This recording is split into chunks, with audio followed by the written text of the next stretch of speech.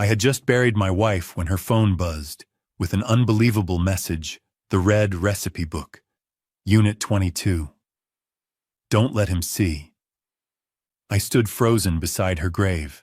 When I got home, I immediately checked the kitchen. I found a hidden key taped inside that old recipe book.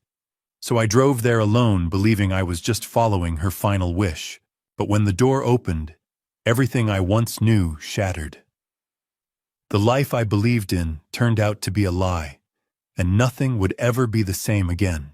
Hello, everyone, and thank you sincerely for being here. Before we continue, I'd love to know, where are you watching from today? Your presence means more than you might think. Share your location in the comments so we can see how far this story travels. Also, please note some details are fictionalized for storytelling and learning purposes. Any resemblance to real people or places is purely coincidental, though the message behind it still matters. The Boston wind didn't just howl. It bit, tearing through my wool coat and chilling the very marrow of my 71-year-old bones as I watched the dark wood of Ellanar's casket disappear under a dusting of January white. I, Thane Garrison, a 71-year-old retired ethics teacher whose sharp eyes and silver hair still carry the authority of 4 decades in the classroom, stood shivering by my wife's open grave.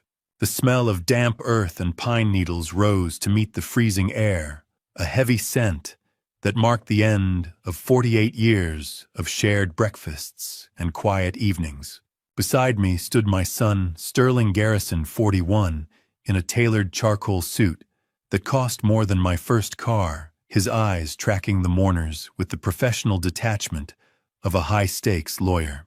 He was weeping, the tears tracing perfect lines down his face, but I noticed his left hand twitching toward his cuff.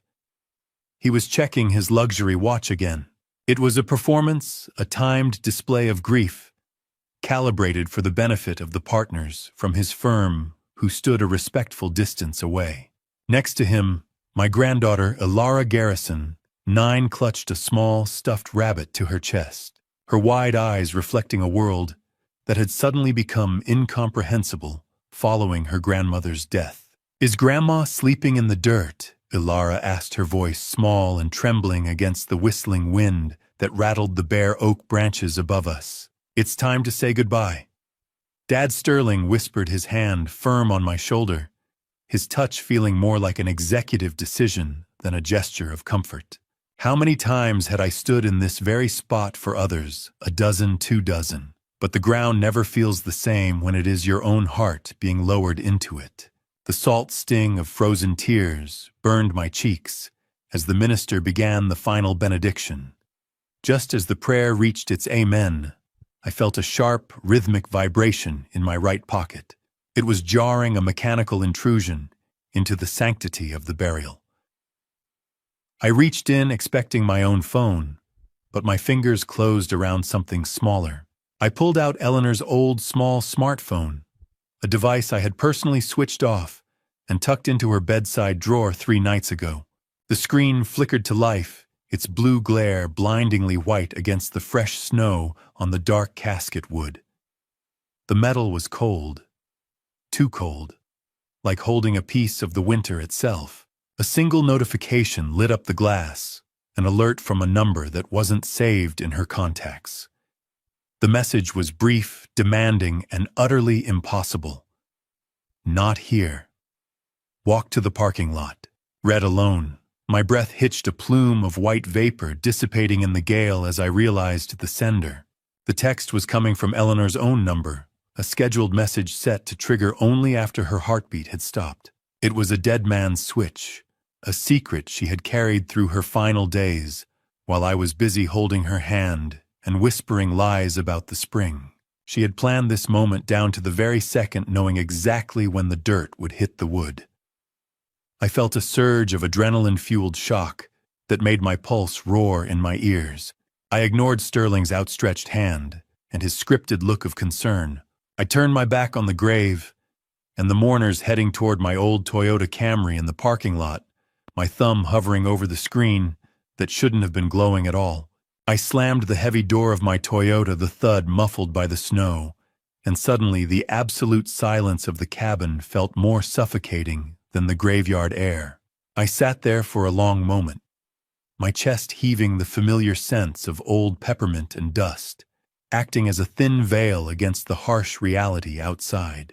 The 1998 Camry was my sanctuary, a relic of a simpler time. Yet today it felt like an interrogation room. I pulled Ellanar's phone from my pocket. My fingers were numb, fumbling with the slick glass, as the blue light illuminated my trembling hands. I expected a passcode prompt, some barrier between me and her secrets, but the screen slid open with a simple swipe. She had left the door wide open for me. I began scrolling, my breath fogging the windshield, until the world outside became a gray smear. That is when I saw it. The phone was a hollow shell. There was no outgoing call history, no saved drafts, and not a single text message sent in the last 3 years. Ellanar had scrubbed it clean, systematically, erasing every digital footprint she had made while the cancer ate away at her body. She had left only this trail of breadcrumbs for me to find a ghost leading me by the hand. "Talk to me, Ellanar," I whispered, watching my breath vanish against the glass. The silence of the car was heavy, a physical weight pressing against my shoulders. Just as the chill began to seep through my coat, the phone vibrated in my palm. It was another message timed with a precision that made my skin crawl. "Safeguard Storage, Industrial Parkway, Unit 22. My heart gave a painful thud against my ribs. You have to understand, Ellanar didn't even like Industrial Parkway. She called it the concrete scar of Boston, a place of transit and anonymity that represented everything she disliked about modern life. Why would she keep a piece of herself there? The text wasn't finished. Below the address, a new line appeared, the red recipe book, second shelf from the bottom. "Don't let him see." I knew that book. It sat in our kitchen, its spine cracked from decades of Sunday dinners and holiday feasts. It was the heart of our home, yet she had turned it into a hiding place for a brass key I never knew existed. The instructions were a ghost's hand on my steering wheel, turning me away from my grief and toward a cliff I hadn't seen coming. This wasn't just a final wish. It was a warning, a directive born of a fear she had never shared with me in 40 years of marriage. I reached for the ignition, my hand shaking as I turned the key. The engine turned over with a reluctant metallic groan, protesting the cold, just as much as I protested the path I was now forced to walk. I glanced at the rearview mirror to check for an opening in the cemetery traffic, but my eyes locked onto a figure near the gates. Sterling was standing there, his hands buried deep in his black wool coat. He wasn't looking at the flowers or the retreating mourners. He was staring directly at my car. His eyes narrowed with a look of cold, calculating intensity that I didn't recognize. I threw the car into reverse, my heart hammering against my ribs, because for the first time in 40 years, I was terrified of my own son. The house smelled like the lilies from the wake and the ghost of the Earl Grey tea Ellanar used to drink, a combination that made my stomach turn as I stepped across the threshold of a life that no longer existed. I moved through the foyer with a heaviness in my limbs, the silence of the hallways mocking the frantic rhythm of my heart. Every creak of the floorboards felt like a betrayal of the sanctuary we had built here. I headed straight for the kitchen, my focus narrowing on the small bookshelf tucked into the corner. It was Ellanar's domain, filled with the weathered spines of her culinary collection. I reached for the joy of cooking, but as I pulled the heavy volume toward me, I realized this wasn't just a hiding spot. The margins were crowded with her neat, slanted script, but they weren't notes on temperature or seasoning. They were logs, coded entries detailing Sterling's visits, the exact times of his late-night phone calls, and cryptic references to papers he had been looking for while she was too weak to leave her bed. My breath hitched. "Where is it, Ellanar? Where did you hide it?" I whispered into the empty room.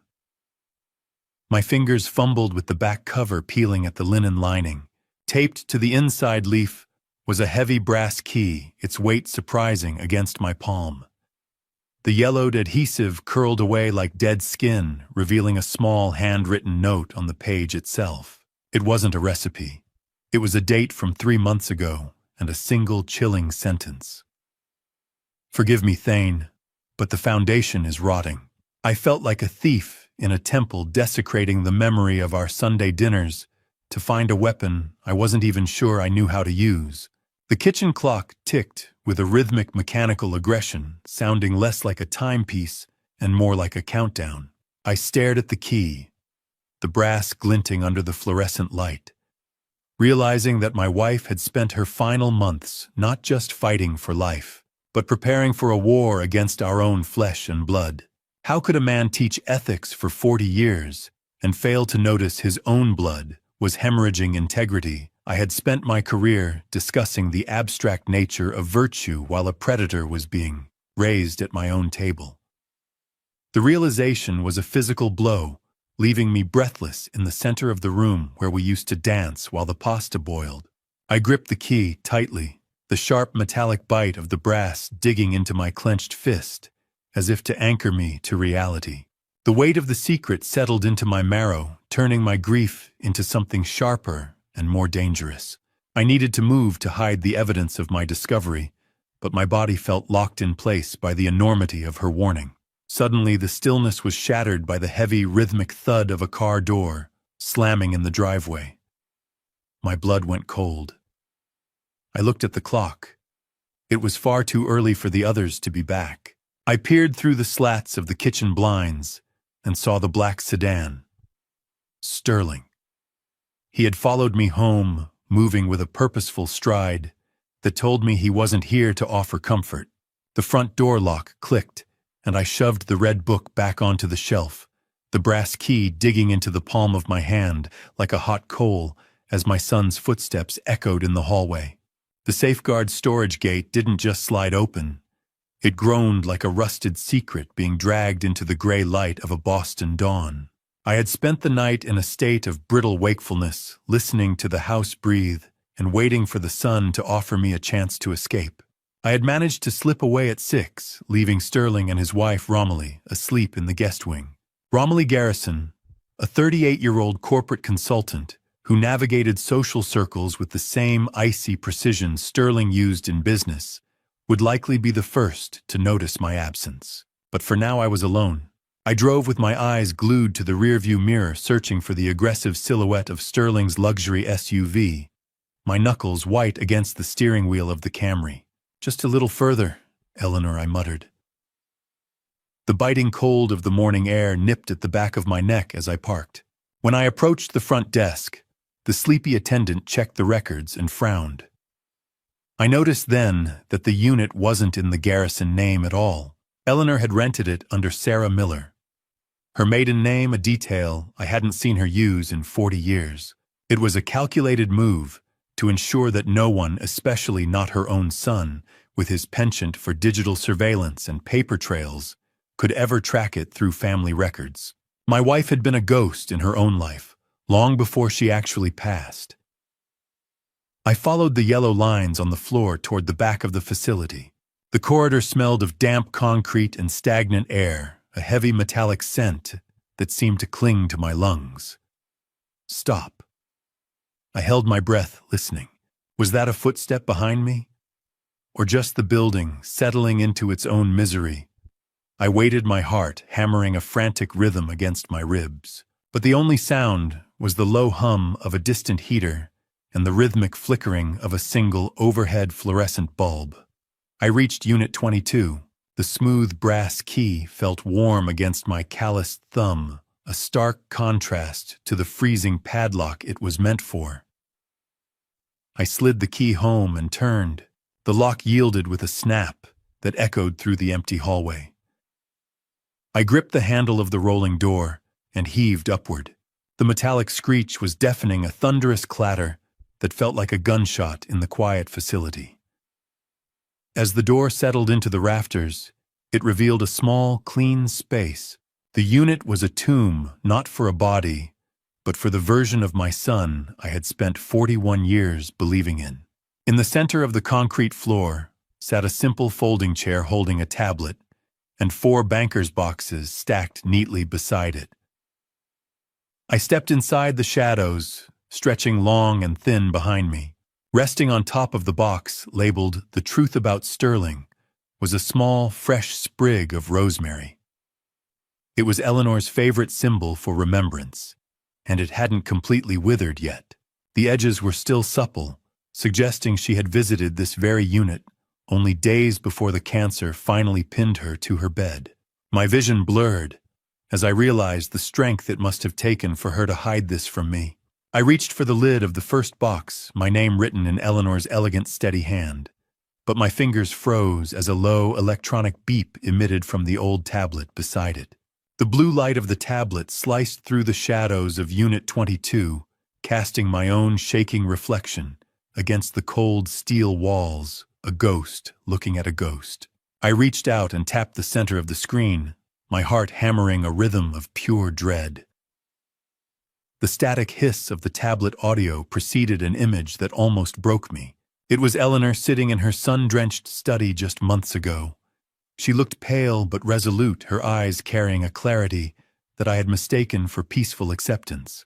"Thane, I'm so sorry I had to leave you with this," she said, her voice a phantom warmth against the freezing unit air. "I hid it because I wanted our last months to be about us, not about the monster our son has become." Suddenly, the video flickered. In the background, the door to the study opened. I watched paralyzed as Sterling stepped into the frame. Ellanar's face didn't crumble. She merely adjusted her posture, offering him a serene, practiced smile as she tilted the screen away. It was a terrifying dance of cat and mouse played out in our own home, proving she had been living in a state of high-stakes theater while I slept soundly in the next room. Once the door closed again on the recording, her expression fell into one of agonizing urgency. "Finish what I couldn't, my love." For the people he broke. I sat back on the cold floor, the tablet resting on my knees, as the video looped into silence. I reached into the first banker's box, the smell of old paper and dust rising to meet me. Inside was a thick stack of heavy stationery, covered in Ellanar's steady, familiar handwriting. I began to read, and the world I thought I knew dissolved with every sentence. She had spent 3 years conducting a systematic investigation into Sterling's legal practice.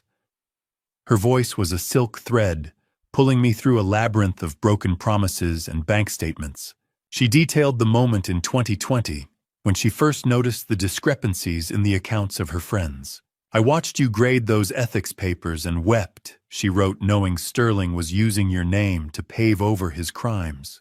She had documented everything, while I thought she was merely rereading her favorite novels. How does a mother look at the child she birthed and see a predator? I suppose she doesn't. She just sees the truth. She's forced to document a record of the rot that has replaced the innocence she once cherished. I felt a surge of fury that threatened to drown the grief. She had carried this burden alone, protecting my heart, even as the cancer began to consume her own.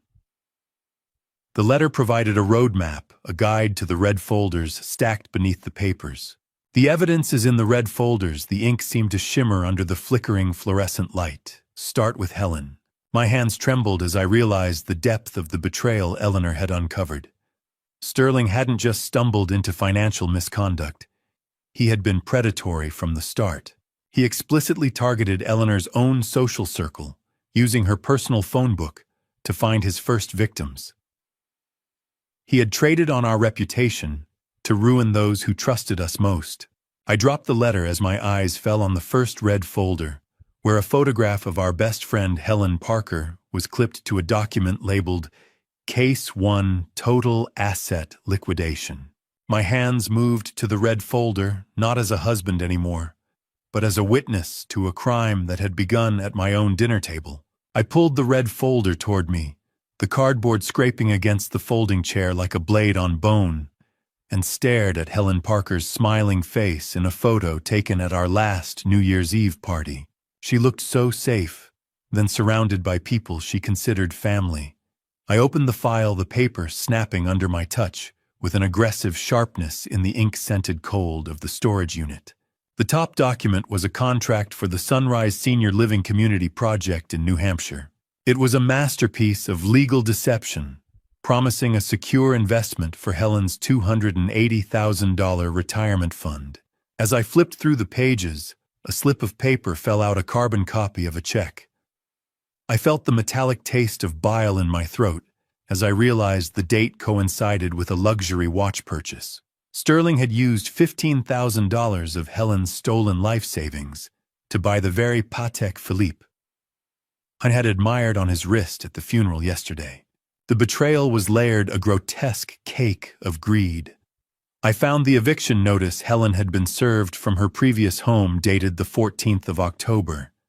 That was a Tuesday. Sterling had been dining at our house that very night, sipping my 20-year-old scotch and leaning back in his chair with a satisfied sigh. A great success for my client, he had told me then, while Helen was losing the roof over her head. Do you know what $280,000 looks like when it is just ink on a page? It looks like nothing. But when it is a widow's future, it looks like a death sentence. It is the difference between a warm bed and a cold sidewalk, between dignity and despair. I watched the rhythmic thumping of my own pulse in the veins of my hand, wondering how I could have been so blind to the shark circling our own pool. I dug deeper, finding internal memos from Sterling and associates. They were never meant to be seen by outside eyes. The language was clinical, devoid of any human empathy. Sterling had written a note to a developer named Gregory Walsh, a man whose reputation in the Boston real estate market was as polished as it was predatory. Walsh, the Parker assets are clear. Move to the next target. The efficiency of the instruction was chilling. My son had not just made a mistake. He had hunted a family friend with the cold precision of a ledger keeper. My name. He used my name to open the door, and then he stripped the house bare. It was the ultimate exploitation of trust. I turned the final page and found a small yellow sticky note in Ellanar's unmistakable handwriting. It was the final blow to my spirit. It revealed that Helen Parker had only reached out to Sterling for financial help because I had recommended him to her as the most honest man in Boston. I had been the bridge he used to cross over and burn her life to the ground. I closed the folder, my vision blurring with a heat that was not from the unit's lack of insulation, and realized that Helen was just the beginning. There were 19 more folders waiting in the dark. I didn't reach for the second box immediately. I had to lean against the corrugated metal wall of Unit 22 until the world stopped spinning and the bile in my throat retreated. The smell of cold, damp paper clung to the stagnant air, filling my lungs with the scent of long-buried deceits. When I finally found the strength to pull the second banker's box toward the center of the unit, the weight of it felt monumental. Inside, I found a meticulously organized ledger Ellanar had created during her final years. It was a harvest of misery, a list of names and lives reduced to ink on a page. I recognized them all. Thomas Warren, $220,000. I whispered, my voice cracking in the hollow space. He was a retired history teacher who had attended our 4th of July barbecues for a decade. Patricia Donnelly, $190,000. God help us. She was a widow from our church, a woman who had once brought Ellanar soup every day for a month when she first fell ill. Sterling hadn't just sought out wealth. He had targeted the vulnerable people who looked at my family and saw safety. Tucked between the pages of the ledger, I found a bank statement that made the dry copper taste of fear flood my mouth. It was an account opening in the Cayman Islands, dated the very same month I had been hospitalized for my heart scare 2 years ago. While I was lying in a hospital bed, wondering if I would see another Christmas, my son was building a vault for his stolen treasure. I sat on the small folding chair, the blinding white of the tablet screen, providing a harsh clinical glow in the dark unit. I pulled out a small notepad and began the rhythmic clicking of the calculator buttons, my fingers moving with a numb, mechanical precision. Ellanar had highlighted the consultation services Sterling charged for his legal guidance, a commission that totaled over $420,000.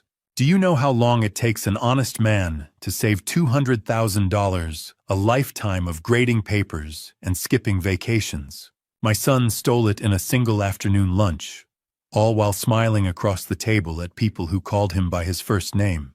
As I added the final figures, the sound of blood rushing in my ears became a dull roar. The grand total was staggering. $3,700,000. A number that large should have its own gravity. It should collapse the floor beneath me and drag me down into the earth. It was a sum of money that represented dozens of stolen retirements, houses lost, and legacies erased. I stared at the final tally, my vision blurring. This wasn't a series of mistakes or a business deal gone south. It was a machine. Sterling had built a machine that turned the trust of our friends into his personal luxury. But as I reached the very bottom of the ledger, the final note in Ellanar's steady hand froze the air in my lungs. There was a pending transaction dated for the end of this month. It was for my own pension fund, the sum of my 40 years at the university. I realized then that my son wasn't just a thief who had betrayed our friends. He was a scavenger waiting for me to die. He was weeks away from siphoning my own life savings into the dark. I stared at the pending transfer from my own account, the ink still fresh in Ellanar's notes, and realized my son wasn't just a thief. He was a scavenger waiting for me to die. The tablet sat on the folding chair like a ticking bomb, and I knew the next file would be the one that finally broke me. The tablet screen flickered to life, its blue glare reflecting off my glasses like a digital interrogation, illuminating a file labeled Client Seminar. October 2021. I hesitated, the stale smell of the storage facility mixing with the ozone of the screen before tapping the play button. The video was grainy, and the camera work was shaky, clearly the effort of an amateur. As the frame stabilized, I realized the perspective was from the back of a crowded room. A woman's hand briefly adjusted the lens, and I saw the edge of a cheap synthetic wig. My heart stopped. Ellanar had been there disguised in a wig and sunglasses, documenting her own son's lies, while I thought she was home resting. On the screen, Sterling stood at a podium in a brightly lit hotel ballroom, radiating a warmth that felt like a physical heat, even through the low-quality recording. My father, Thane Garrison, spent 40 years teaching the youth of Boston that honor is the only currency that doesn't depreciate. Sterling said, his voice smooth and paternal. He clicked a remote, and a projected slide appeared behind him. It was a photo of Ellanar and me at our 40th anniversary, laughing and holding glasses of champagne. I carry that same honor into every real estate investment I vet for you. He didn't just steal their money. He stole my name. He stripped the skin off my career and wore it like a costume to lure the innocent toward the blade. I watched him pace the stage with a polished, insincere smile, using our love as a marketing tool for a scam that would leave our oldest friends in ruin. The camera panned slowly across the audience. I saw them all. Helen Parker was in the front row, looking at Sterling with a grandmotherly pride that made me feel physically ill. Beside her sat Thomas Warren, nodding along as Sterling spoke about legacy and security. "We're doing this for our grandkids." Sterling Helen's voice drifted toward the microphone during a question period. "We know we can trust a Garrison." The sound of polite, rhythmic applause echoed in the small unit, a hollow, mocking sound that felt like it was drumming against my skull. The hotel ballroom was a slaughterhouse, and Sterling was the butcher using my ethics textbook to sharpen his knives. I watched the exact moment these people began signing the documents on their tables, their pens moving with a trust I had spent decades cultivating. They weren't just sold an investment. They were sold me. As the video continued, the camera panned toward the wings of the stage. Standing there was a man I hadn't seen in years. Corbin Mercer, a 45-year-old former private investigator, turned corporate fixer known for his predatory efficiency and a relationship with the law that was purely transactional. He stood in the shadows as Sterling's security, his eyes vetting the crowd for potential dissenters with a predatory stillness. The magnitude of the violation was a deep moral injury, a weight that threatened to crush the very foundation of who I was. The video cut to black, and in the reflection of the screen, I saw the ghost of the man I thought I was shattered into 20 folders of ruin. I shoved the tablet aside, the plastic clattering against the concrete, and reached for the final stack of papers with hands that felt like they belonged to a dead man. The air in Unit 22 was thin and frigid, tasting of ash and the stale scent of industrial dust. I dug into the final box, finding a thick sheaf of printed emails that detailed the blueprints of my son's soul. The sharp, acidic smell of toner rose from the pages as I began to read. There in black and white was an exchange between Sterling and Gregory Walsh from early 2020. They weren't just discussing real estate. They were discussing me. Greg, my father, taught ethics for 40 years, Sterling had written with a clinical coldness that made my skin crawl. These people trust me because they trust him. That's our edge. Use it. The Garrison name is better than a bank guarantee.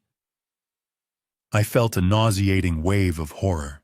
My career, my reputation, the very essence of the life I had built on a foundation of integrity had been weaponized against the people I cared for most. As I flipped the pages, the paper cut into my cold thumb, a small red bead of blood blooming on a line where Sterling had forged my signature. He had created a series of recommendation letters, making it appear as though I was a silent partner in the New Hampshire project. He hadn't just used my shadow. He had stolen my hand. How do you mourn someone who is still walking around in a tailored suit? How do you bury a ghost that still has your last name? I realized then that I wasn't reading the words of a man who had made a mistake. I was reading the inventory of a predator. Sterling's tone in later emails turned from predatory to mocking, calling the victims walking relics and easy marks, who were too focused on their grandchildren to notice their bank accounts bleeding dry. The boy I had raised with stories of honor and duty, the child I had coached and comforted, was nowhere in these pages. I didn't lose a son today. I whispered into the freezing air, my breath a fleeting ghost. I found out I never had one. I stood up, and my knees popped in the silence of the unit. The sound was like a gavel striking a bench, a final judgment on the man my son had become. I read the very last page, and the finality of it nearly brought me to my knees. Sterling had already drafted a contingency plan in case an investigation ever gained traction. He planned to blame the clerical errors on Ellanar, citing her cognitive decline and the stress of her cancer as the reason for the missing funds. He was going to use his dying mother as a tragic scapegoat to cover his own tracks. I gathered the folders, stacking them with a grim, mechanical precision. I stepped out of the unit into the blinding, flat Boston winter light. My eyes ached, but my mind was clearer than it had been in years. I began loading the boxes into the Camry, the weight of the paper forcing the suspension to groan under the burden of the truth. I slammed the trunk with a sound of finality that echoed across the empty parking lot. I realized that to save Ellanar's soul and restore the lives of the people we loved, I was going to have to destroy our son. The house felt different when I walked through the door, less like a home and more like a crime scene, waiting for the yellow tape to be stretched across the memories of our Sunday dinners. The drive home had been silent, the heater blowing hot, dry air that couldn't touch the frost in my chest. I carried the heavy banker's boxes into my study, the wood-paneled room where I had spent 40 years grading ethics papers and debating the nuances of moral philosophy. Now the stacks of paper felt like indictment. I cleared my desk of the funeral sympathy cards, thick, expensive, and utterly useless pieces of cardstock that smelled faintly of the perfume of neighbors I barely knew. In their place, I began to arrange Ellanar's red and blue folders. I found a digital recorder tucked into a hidden flap of the first box. When I pressed play, a voice I loved whispered through the room, followed by the oily, persuasive tones of my son. He was trying to convince Ellanar to sign over my power of attorney while I was still sedated in the hospital after my heart scare. First the red files, then the blue. I whispered, reciting Ellanar's instructions like a prayer. My hands were steady, but my mind was a storm. You didn't leave me a burden, Elle. You left me a map. I gripped a fresh notebook and a red pen, its nib scratching aggressively against the paper, as I began the meticulous process of cross-referencing. The smell of old paper and bitter cold coffee filled the room as the moon rose outside the window, casting long, skeletal shadows across the floor. How many times had I told my students that the truth is a solid foundation? I was wrong. The truth is a flood, and right now I was just trying to keep my head above the water. I looked at the red folders again. They were the victims. The blue folders were the mechanisms of the theft. As I dug deeper, moments from the last 2 years began to take on a sinister, retroactive clarity.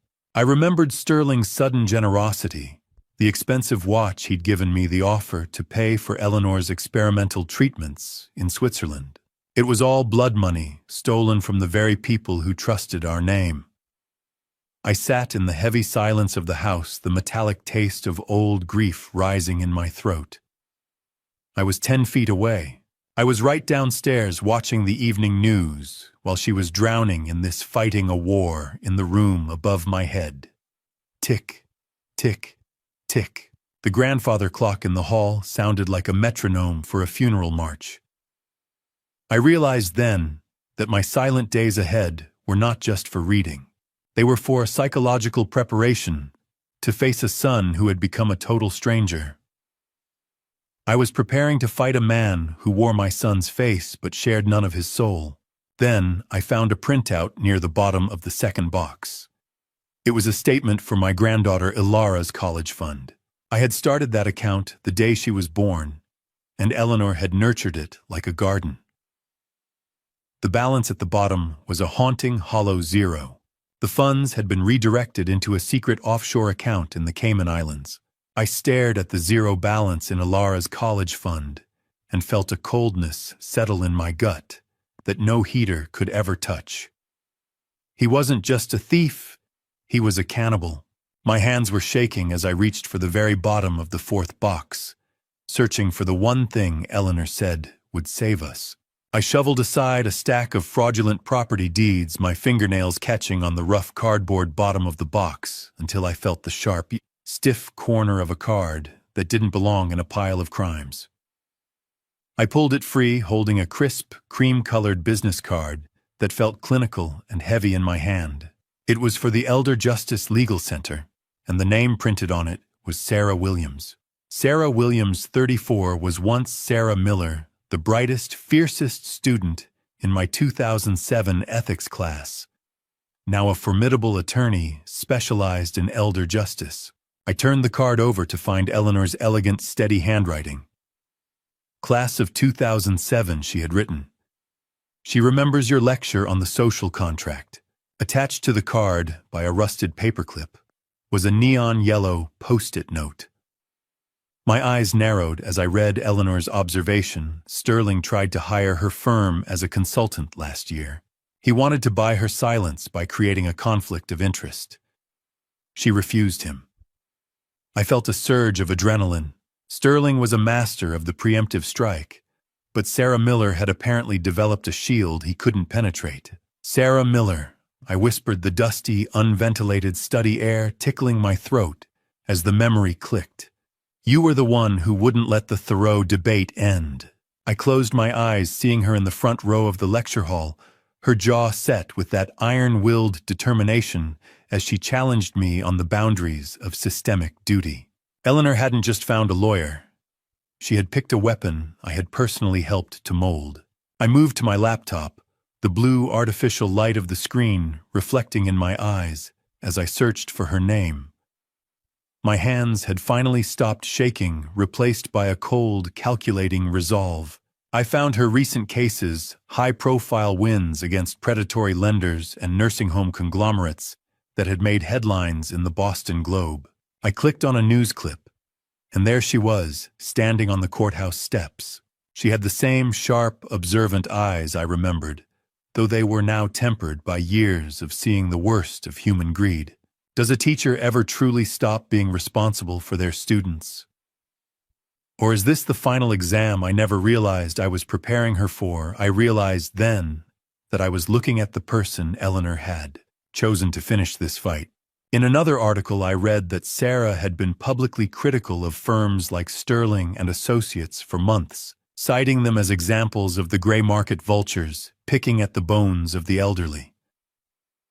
She's already hunting him, I realized, a dark sort of pride blooming in my chest. She just needs the teeth.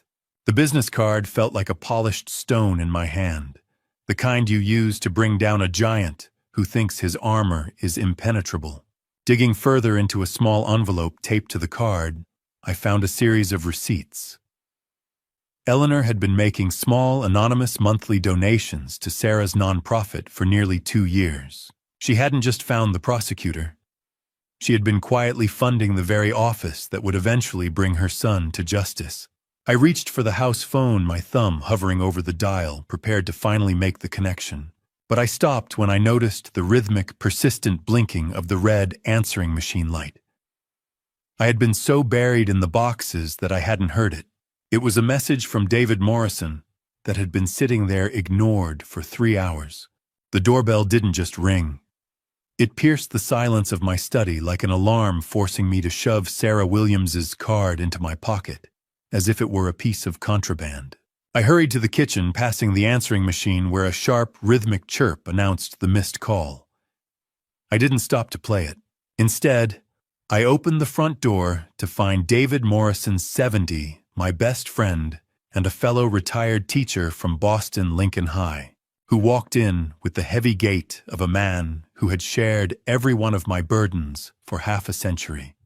The smell of winter dampness and wood smoke clung to his wool coat as he stepped into the foyer. I was so exhausted, so frayed by 3 days of staring into the abyss of Sterling's greed, that I didn't question why he had arrived unannounced.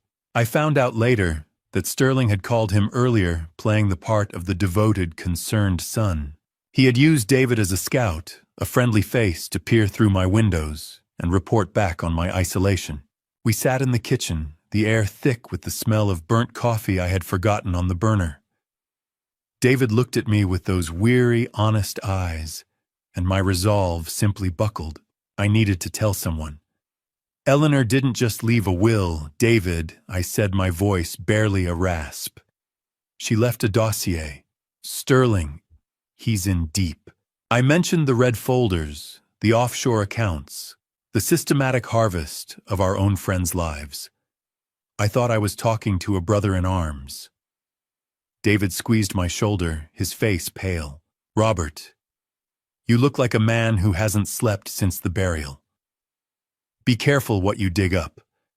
Some things are better left in the ground. How many times had I taught my students that a secret is only a secret if you're the only one who knows it? My own exhaustion had made me the very hypocrite I spent 40 years warning against. When David left, he was visibly shaken, a vessel overflowing with a truth he wasn't built to carry. He went home to Margaret Morrison, his well-meaning but talkative wife, the kind of woman whose heart was as big as her social network, which made her the most dangerous person in Boston to tell a secret. He was talking about red folders, Margaret, David told her, out of genuine fear for my sanity. By the next morning, at a parent-teacher association meeting, Margaret was leaning in toward a friend, whispering about the legal documents I had found. The leak was slow-motion horror, a ripple in a pond that quickly became a tidal wave. The coffee was bitter. Or maybe it was just the taste of my own regret. By mid-afternoon, I realized the chain reaction I had initiated was unstoppable. The phone in my pocket vibrated with a sudden violent intensity. I pulled out Ellanar's device and felt my stomach drop. A blue electronic glare illuminated the screen. Remote wipe attempt in progress. My son wasn't just tracking me anymore. He was trying to execute the evidence from miles away. Before I could even process the digital violation, a heavy shadow blocked the evening sun at my kitchen window, stretching across the tile like a shroud. A car was idling in the driveway, the low rumble vibrating through the floorboards. I looked up and saw the silhouette. Sterling was back standing on the porch, and he wasn't knocking this time. He was already fitting a key into the lock. I shoved Ellanar's phone into the space behind the toaster, my heart doing a frantic tap dance against my ribs as the back door handle began to turn. The back door didn't just open. It yielded to Sterling's key with a proprietary click that reminded me with sickening clarity that I had given him that spare 10 years ago, in a moment of fatherly trust. He stepped into the warm kitchen, bringing with him a gust of winter air and the sharp, clinical scent of expensive cold cologne. His face was a mask of strained affection, his eyes darting toward the counter where I usually kept my mail. "Dad, David is worried. I'm worried," he began, his voice dipping into that low, practiced timbre he used for grieving clients. "I heard you were obsessing over some old paperwork. I saw you trying to access Mom's phone, and I'll admit I initiated that remote wipe. I was protecting her privacy. She wasn't well at the end, Dad. The medication, the cancer. She was confused. She was seeing things that weren't there." I stood by the island, my knuckles turning white as I gripped the granite edge. The metallic taste of fear-induced dry mouth made it hard to swallow, but my voice remained steady. "Don't you dare use your mother's illness to cover your tracks, Sterling. She saw exactly what you were doing." Sterling paced the kitchen like a trapped predator, the heater humming in the corner, to fill the sharp silences between our sentences. He tried to laugh, but it was a dry, brittle sound. "Dad, you're sitting in the dark with files that don't mean anything. Whatever you think you found, it's just the rambling of a sick woman who lost her grip on reality. I haven't said what I believe yet, Sterling." I replied, my paternal fury rising to meet his arrogance. "But you're already defending yourself against a ghost. How do you reconcile the man standing in your kitchen, threatening your legacy, with the boy you once taught to ride a bike? You don't. You realize the bike was just the first thing he learned to ride away from you on. I know about the offshore accounts in the Cayman Islands. I know you were weeks away from siphoning my own pension." His facade finally cracked. The false concern vanished, replaced by a cold, calculating anger that made him look like a total stranger. "If you choose these lies over your own blood, you'll lose everything, Dad. Think about Ellanar. Do you really want her to see her grandfather go through a public breakdown?" His eyes were what chilled me the most. They weren't Ellanar's. They were just empty, like a ledger with the columns wiped clean. I told him flatly to get out. He stared at me for a long moment, then turned on his heel. As he opened the door, he looked back with a sneer. "Romilly and Ellanar are waiting in the car. I told them we were just dropping off some groceries, but maybe next time I'll tell them the truth about your state of mind." He had used his own daughter as a psychological buffer, knowing I wouldn't dare start a scene with her nearby. I watched the taillights of his SUV disappear down the driveway, the cold handle of the back door still biting into my palm as I locked it. I turned to the window, and my breath hitched. Sterling wasn't the only one who had been watching the house. A black sedan I didn't recognize was idling at the curb, its headlights doused, just a dark shape waiting in the shadows. The black sedan didn't move for 3 minutes. Its headlights extinguished, like the eyes of a predator waiting for the forest to go still before the final spring. I stood behind the frosted glass of the front door, my hand white-knuckled around the cold brass handle. The exhaust from the idling car puffed in the frigid night air, a rhythmic ghost in the darkness. Finally, the driver's side door opened. Corbin Mercer, a 45-year-old fixer with an expensive leather portfolio and shoes that had never seen a Boston slush pile, stood on my porch like a polite wolf. He moved with a practiced feline grace that made the porch floorboards groan under his weight. I opened the door just a crack, the scent of high-end leather and winter ozone slipping into the hallway. "Mr. Garrison," he said, his voice so smooth it felt lubricated with insincerity. "Family matters are like glass once they crack. They're never quite clear again. We're here to help you keep it intact." I didn't invite him in, but he didn't seem to care. He leaned slightly forward, his eyes scanning the hallway behind me. "It's a shame the boxes in your study are causing so much unnecessary friction," he remarked casually. My heart hammered against my ribs. I hadn't told Sterling exactly where I had put the 4 bankers' boxes, yet this man spoke of their location with an eerie certainty.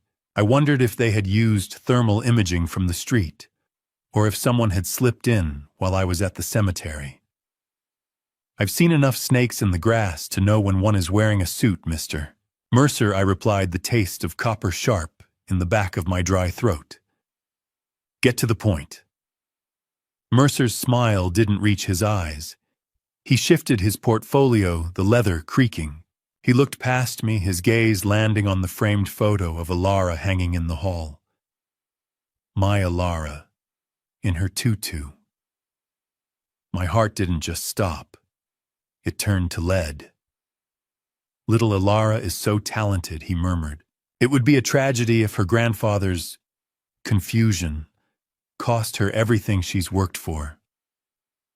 Private schools are very sensitive about the reputation of their families. A public scandal, a messy legal battle, it could shatter her social and educational future. His words were like a slow-acting poison designed to paralyze me with the thought of what I might lose if I fought back. He was telling me that my granddaughter was the collateral for my silence. He wasn't just a lawyer or a consultant. He was a harvester of leverage. Does a son really send a man to threaten his own child's happiness just to save his bank account? The realization brought a white-hot protective rage to the surface, a heat that burned through the chill of the evening. "Get off my porch." Now, I said, my voice low and vibrating with a resolve I hadn't felt in years. Mercer didn't flinch. He reached into his pocket and produced a card, sliding it toward me. It wasn't for a law firm. It was for a private security group specialized in recovering disputed assets. He looked at me one last time, a silent warning etched into the set of his jaw, before descending the steps with the casual grace of a man who had already won. I watched the exhaust of the sedan as it finally pulled away, and I realized I couldn't wait another minute. I needed to call the only student I ever taught who knew how to fight back. The elevator ride to the 4th floor felt like a descent into a world I had spent 40 years theorizing about, but never expected to inhabit a world where the law was the only thing standing between my son and the people he had devoured.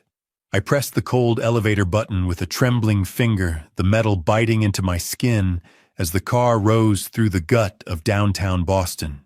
When the door slid open, the air changed, smelling of high-end ink and the heavy, comforting scent of old paper. I carried the first banker's box against my chest like a shield. Sarah Williams's office was a fortress of organized chaos, every surface overflowing with files on elder abuse and financial fraud. Recognition flashed in her eyes the moment I stepped across the threshold. For a brief second, the professional mask of the high-powered attorney slipped, revealing the 17-year-old girl who once sat in the front row of my classroom, debating the ethics of civil disobedience. "Mr. Garrison," she said, her voice steady but carrying a note of profound surprise. "I've been following the Sterling and Associates cases for 18 months. I just didn't expect the help to come from inside the house." She paused, her sharp eyes scanning the heavy box in my arms. I didn't realize until that moment that Ellanar had been sending her encrypted emails under the pseudonym The Librarian for months, providing the very hints that kept Sarah's investigation from being dismissed by the Bar Association. I set the heavy banker's box onto her mahogany desk, the thud echoing through the room like a challenge. "I'm not here as a father today, Sarah," I told her. "I'm here as a witness." We shared a heavy moment of silence, the weight of the betrayal sitting between us like a physical presence. You remember those movies where the hero finds the secret microfilm? This was better. This was 3 years of a mother's heartbreak turned into a weapon of pure mathematical justice. Sarah began to flip through the red folders, her eyes widening as she scanned the original, unaltered contractor invoices Ellanar had painstakingly recovered. My wife had essentially done the discovery work of a 5-year federal investigation in 3 years of quiet, dying resolve. "This is it, mister." Garrison Sarah whispered, her thumb tracing the edge of a document. "This is the ledger that connects Sterling to Gregory Walsh's liquidation accounts. We had been stalled because he successfully lost the paper trail through shell companies. But this is the missing link." She looked at me not as her teacher, but as her client. The world tilted a little further. The sound of a pen clicking with finality punctuated her realization. Ellanar wasn't just hiding. She was hunting. She was brilliant, Sarah added, professional awe softening her gaze. I nodded slowly, the gravity of it all pressing down on me. "She was protecting us," I said. "Now we protect the others." Sarah closed the folder with a sharp snap and reached for her coat, her face hardening into the expression of a woman about to go to war. "Because Sterling forged your signature on those recommendation letters, you have the legal standing of a victim," she explained. "We can initiate an immediate freeze on the firm's domestic assets. It's a move he won't see coming." She stood up the light from the window, catching the iron-set line of her jaw. "There are 12 people waiting at a community center in Dorchester, Mr. Garrison. It's time they saw the face of the man who is going to help them win." The community center smelled of floor wax and stale coffee, a scent that usually signaled a bake sale or a neighborhood watch meeting. But today, it smelled like the last stop for the broken. I followed Sarah into the small basement room, the squeak of my rubber soles on the waxed linoleum floor, echoing like an intruder's footsteps. 12 elderly people sat in a jagged circle of folding chairs, their coats still buttoned against the chill that the clanking radiators in the corner couldn't quite conquer. As Sarah stepped forward to introduce me, the room went deathly silent. I saw the recognition flash across their faces, followed by the jagged edges of resentment. To them, I wasn't the man who had spent 4 decades grading ethics papers. I was the architect of the face that had smiled while it robbed them. Helen Parker, 76, Ellanar's best friend for 30 years, sat in the front row, with her hands knotted in her lap, her face a map of the betrayal my son had etched there. "This is Thane Garrison." Sarah said, her voice steady in the low-ceilinged room. "He's the reason we finally have a path forward." "He looks just like him," a woman in the back whispered. I realized with a stabbing pain that 3 of the men here were former students of mine. They hadn't just been random targets. They had specifically sought out Sterling and Associates because they believed a Garrison would always do the right thing. I stood there absorbing their silent accusations, feeling the rough texture of my wool coat as my own hands trembled. Have you ever seen the eyes of a veteran who has lost his home? It's not anger, you see. It's a hollow, echoing sort of bewilderment that makes you want to tear the world apart to fix it. I looked at Thomas Warren, an 81-year-old Korean War veteran, and my student from the early 1960s, who stood with a ramrod-straight spine that defied the weight of his losses. I didn't come here as a grieving husband or a father looking for an excuse. I began my voice, finally finding its center. I came here because my son weaponized my life's work to rob you, I can't give you back the years of peace he stole, but I can promise you this. I will be the last person he ever lies to. I didn't blink. I couldn't. I owed them every second of my undivided attention. I saw Thomas Warren's liver-spotted hands tighten on the back of a chair. You taught me honor in 1964, Mr. Garrison, he said, his voice gravelly but firm. I think it's time we taught it to your son. The room shifted, then the collective breath of a dozen people releasing, as the air of victimhood transformed into a unified force of witnesses. I promised them the evidence was secure, and that Sterling's career would be the price for their restoration. As I made my way toward the door, Helen Parker pulled me aside, her eyes wide with a new kind of fear. Thane, wait, she whispered.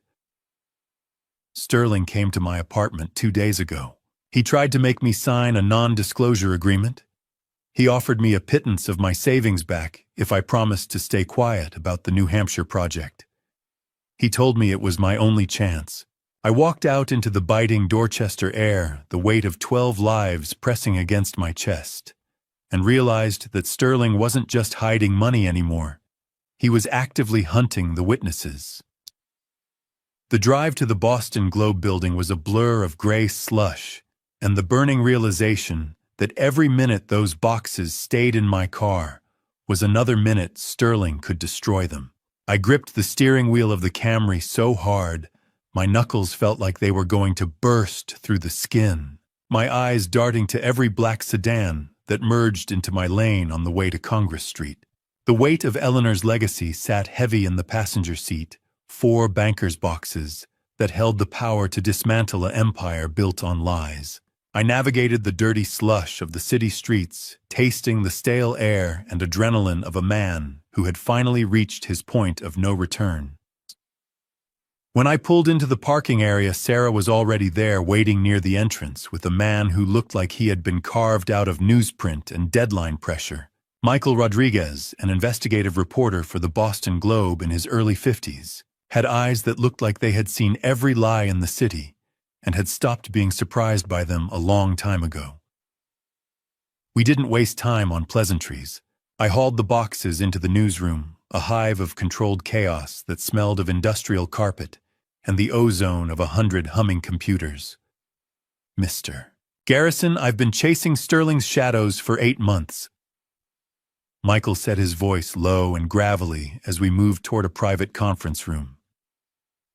I hear you brought the light. I set the first box down with a heavy thud.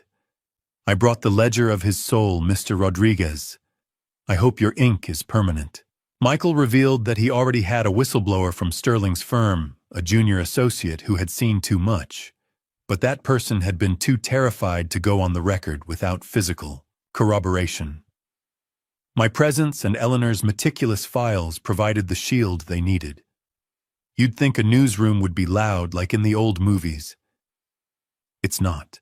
It's a quiet, humming sort of tension, like the sound a hornet makes right before it decides to sting. I watched as Michael began scanning the documents, his professional detachment slowly melting into a focused, predatory intensity. The sound of a digital camera shutter clicking rapidly filled the small room as he preserved the evidence Ellanar had died protecting. He looked up at me, his face grim. You understand, this will end his career, possibly his freedom. He ended those things himself when he started stealing from veterans. I replied, my voice calm but as hard as granite. I'm just providing the period at the end of his sentence. 5 days. Michael needed 5 days to verify the signatures and cross-reference the offshore wire transfers. It felt like he was asking me to hold my breath for a week. As he flipped through the final folder, Michael froze, pointing to a recurring line item. He spotted a series of payments to a private security firm, the same one Corbin Mercer belonged to. Sterling hadn't just been stealing. He had been using the victims' own retirement funds to pay for the goons who were now intimidating them. The betrayal was circular, a snake eating its own tail. I left the newsroom feeling a strange, cold lightness in my hands, having handed over the ammunition for the coming war. I walked out of the Globe building and into the biting wind. But as I reached for my car keys, I noticed a small white envelope tucked under my windshield wiper. There was no stamp, just my name, written in a handwriting I didn't recognize, the paper fluttering against the glass like a warning. The paper of the envelope was cheap, the kind you buy in bulk at a pharmacy, but the words inside were typed with a cold, mechanical precision that made the hair on my arms stand up. Loyalty is a two-way street, Thane. Don't drive off a cliff.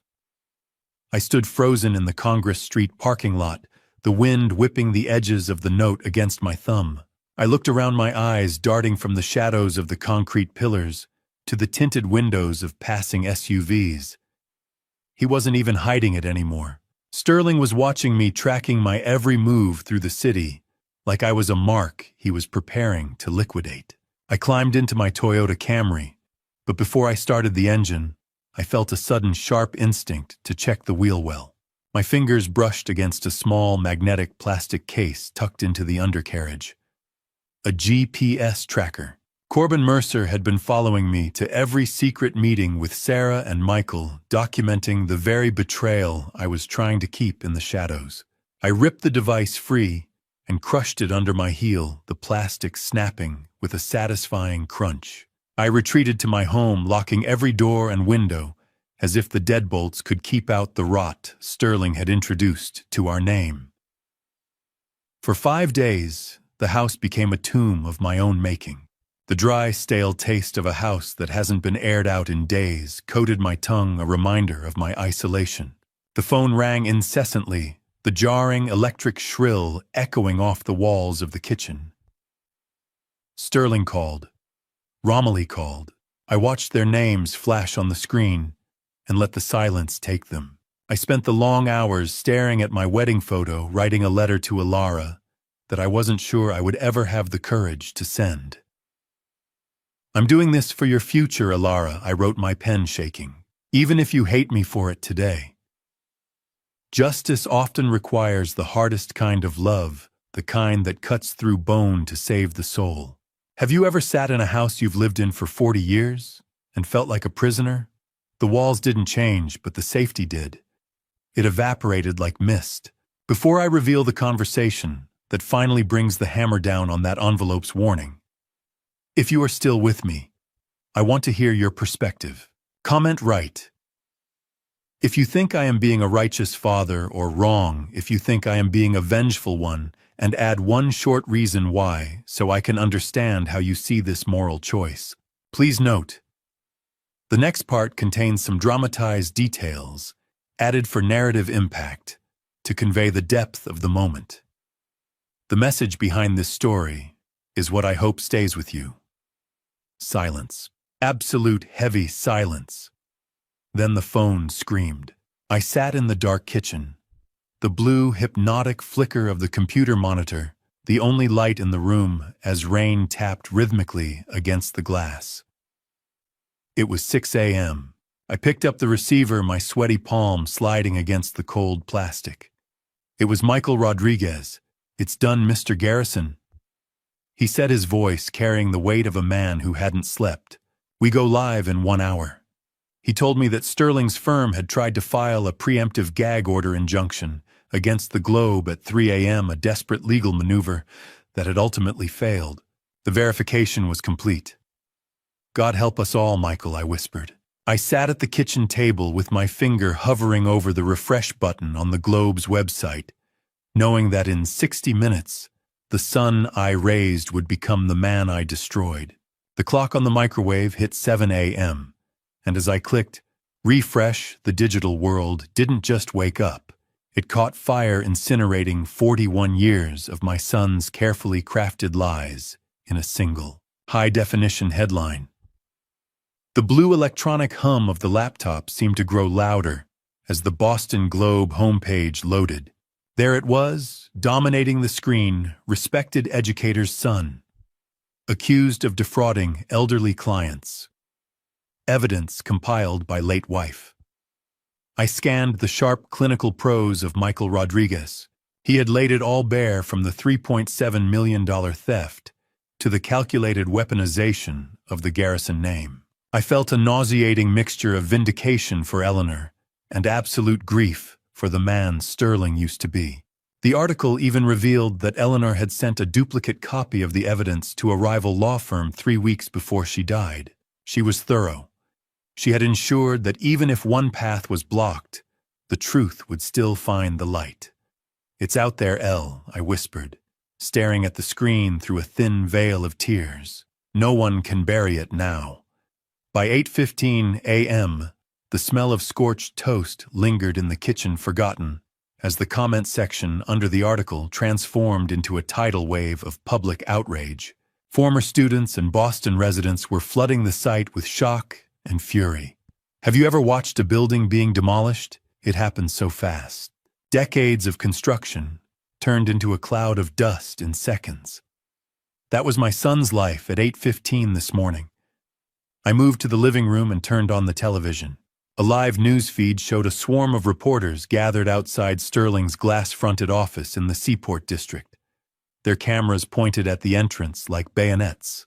A scrolling ticker at the bottom of the screen announced that Sterling and Associates had released a statement placing him on immediate leave. 2 senior partners had already resigned, citing a total loss of institutional trust. I sat on the edge of the sofa watching the bright, clinical white of the newsroom backdrop as an anchor interviewed a spokesperson from the Massachusetts Bar Association. "A total loss of trust," I whispered, repeating the anchor's words. "That's what you were always afraid of, Sterling. Not the crime, but the being caught." The phone on the counter began to vibrate with aggressive persistence. Then the landline. Then the laptop chimed. The world was screaming for an answer I wasn't ready to give. The FBI and the Bar Association issued a joint statement confirming formal investigations. The collapse was absolute. Just then, a local station aired a pre-recorded rebuttal from Gregory Walsh, Sterling's longtime partner. He didn't hesitate. He flipped instantly, looking directly into the camera to blame the entire scheme on Sterling's personal greed and forged documents. He was throwing Sterling to the wolves to save his own skin. I looked at the screen as the Bar Association announced a permanent ethics inquiry, but my breath hitched when a car door slammed in my driveway with a violent, echoing thud. I looked through the blinds. It wasn't the black sedan this time. It was Sterling's high-performance SUV, and the engine was still screaming, idling roughly, as if the machine itself shared the driver's frantic, shattered rage. I stood my ground, my heart hammering against my ribs, as I realized the polite portion of this tragedy had officially ended. The back door didn't just open. It slammed against the radiator with a violence that rattled the copper pipes throughout the house. And there stood Sterling, his silk tie loosened like a noose, and his eyes wild with the frantic energy of a cornered animal. The sound of the key in the lock wasn't tentative this time. It was a violent metallic intrusion that announced the end of any civility. I stood by the kitchen island, watching him storm into the room, smelling the sour tang of his sweat, mixed with the scent of stale, cold coffee. His face, usually so perfectly composed for the courtrooms and cameras, was a mess of jagged lines, a bead of sweat tracing a path through the light makeup he had applied to hide his lack of sleep. "You chose them, Dad." He screamed, his voice cracking as it hit the low ceiling. "You chose those relics over me. You just burned Elara's future to the ground. You've destroyed everything!" I stood my ground, absorbing the impact of his words, while the floorboards beneath my feet seemed to vibrate with his pacing. I didn't tell him that Romilly had already called me sobbing as she packed her bags to take Ellara to her sister's house, her personal world collapsing even faster than the firm in the Seaport district. My son was a hollowed-out tree, and the first strong wind of consequence was finally bringing him down. "No, Sterling," I said, my voice low and steady. "I chose the truth. You're the one who provided the matches. I haven't done anything but honor your mother's final wish. She spent her last days documenting your crimes because she loved you enough to want you stopped. Have you ever heard the sound of a man's soul breaking? It's not a snap. It's a high, thin whine like wind through a cracked window. Sterling's narcissism was so complete that he couldn't even see the wreckage he had caused for others. He only saw the loss of his own standing. He lunged across the kitchen, reaching for my pocket, as if he could somehow claw back the original phone or the folders. I didn't flinch. I was a mountain, and he was just a storm that had run out of rain. The FBI has the originals, Sterling. The Globe is already printing the second part. The game is over. His rage hit a wall, and then it simply crumbled into a pathetic, whimpering plea. "Dad, please. If you just say you found them in her trash, that she was confused. I can fix this. We can say the medications made her see shadows where there were none. I taught ethics for 40 years, Sterling. I won't start lying now to save a thief." I turned my back on him, then the silence of the house thick enough to choke on. Sterling's silk-clothed frame seemed to shrink under the weight of my judgment, and for a fleeting second, I saw the boy I had failed to really know. He stumbled back toward the door, his movements disjointed. As he fumbled with his car keys, he accidentally dropped a burner phone onto the floor, the device sliding across the tile with a light clatter. I watched him slam the back door with finality, but my eyes stayed glued to the burner phone on the floor. The screen still glowing with a recent text from Gregory Walsh threatening to kill Sterling if he spoke to the FBI. The burner phone sat on my kitchen table like a live grenade, its rhythmic chirping a reminder that while the public scandal was peaking, the real danger was just beginning to crawl out from the shadows. The silence that followed Sterling's departure was louder than any of his screaming, broken only by that persistent electronic chirp. I didn't touch it with my bare hands. I called Sarah Williams immediately, and within the hour, federal agents were in my kitchen. I watched the grim sound of the FBI evidence bag zipping shut, a sharp plastic finality that felt like the closing of a heavy chapter. Sarah stood by the counter, her expression grim but determined. "He's safer in a cell than on the street." "Sarah," I said, my voice heavy with a new kind of exhaustion. "That's the irony of it. The FBI is tracking Walsh now." "Thane," she told me, placing a hand on my arm. "We're moving into the long game." The entry into that long game was brutal. I soon discovered through Sarah that Sterling hadn't stopped his assault. He was attempting to use Ellanar's medical records to argue she was mentally incompetent, essentially trying to sue his own mother's estate from behind bars to invalidate the evidence she had left for me. It was a final, desperate act of betrayal that hardened the last soft corners of my heart. 8 months is a long time to hold your breath. You eventually forget what it feels like to have lungs that don't burn with the weight of expectation. My home became a fortress of solitude. I spent the spring and the long, tense summer in the garden Ellanar had planted.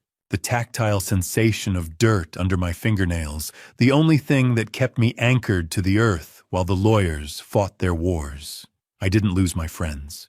I just found out who they never were. The Garrison name became a pariah in the elite circles where we once belonged. But I found solace in the quiet letters of support that arrived from former students. They remembered the ethics teacher. They didn't care about the scandal.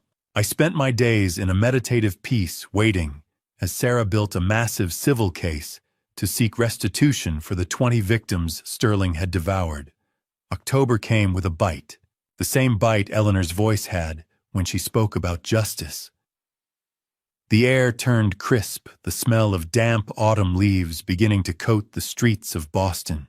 Just days before the trial was set to begin, I received a package. Inside was a single handwritten note from Romilly. It was a confession of her own.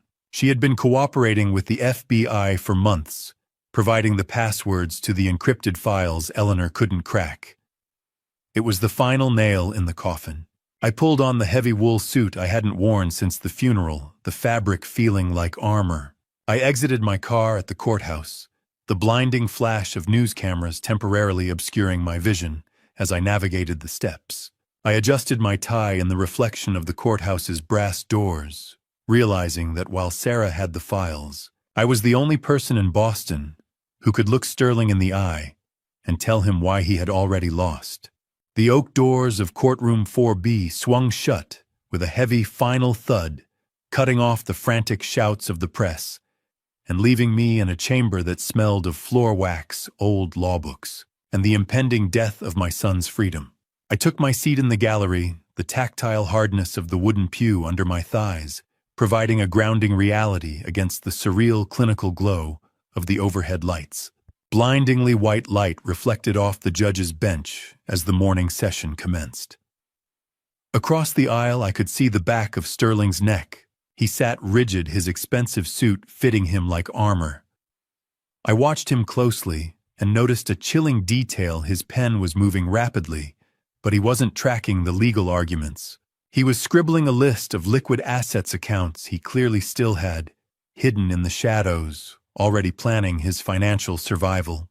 There was no bowed head, no sign of the remorse I had hoped for in my most private prayers. Sarah Williams rose and called the first witness. Helen Parker moved to the stand, her rhythmic creak of the witness chair echoing in the sudden hush. She looked so frail, clutching a damp handkerchief, as she recounted how Sterling had sat in her living room, drinking her tea, while convincing her to sign over the equity of the home she'd lived in for 30 years. She described the shame of the day the sheriff arrived, the humiliation of moving her life into her daughter's spare basement room. I didn't think I was signing a contract. Helen sobbed, her voice barely a whisper.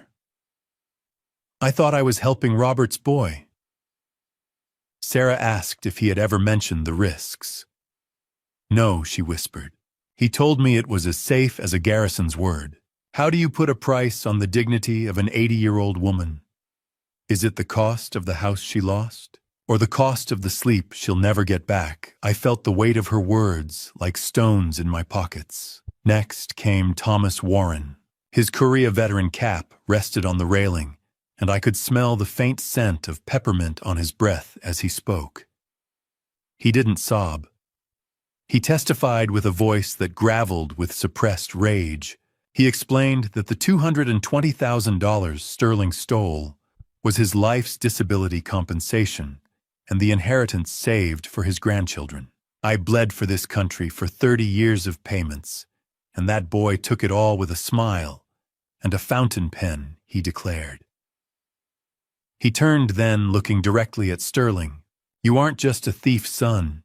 You're a coward who hides behind a good man's name. The room went cold, not from the air conditioning, but from the realization that we were breathing the same air as a monster. The sharp metallic click of the court reporter's keys was the only sound in the stunned silence that followed. But the silence didn't last. Sterling's lead defense attorney stood up for the cross-examination, his eyes cold and opportunistic. He pointed a shaking finger toward the gallery, specifically at my seat. He began to imply that Thomas had only invested because I had personally vouched for the funds in private phone calls. I felt the entire courtroom turn toward me as the lawyer demanded to know exactly how much I had known about my son's family business before the first dollar disappeared. The walk from the gallery to the witness stand felt like a mile of burning coals, each step a final rhythmic goodbye to the son I had tried to love for 41 years. I climbed the small wooden steps, the rhythmic sound of the court reporter's typing hitting my ears like a mechanical heartbeat. As I placed my hand on the Bible, the cold, smooth grain of the witness stand felt like the only solid thing in a world made of vapor.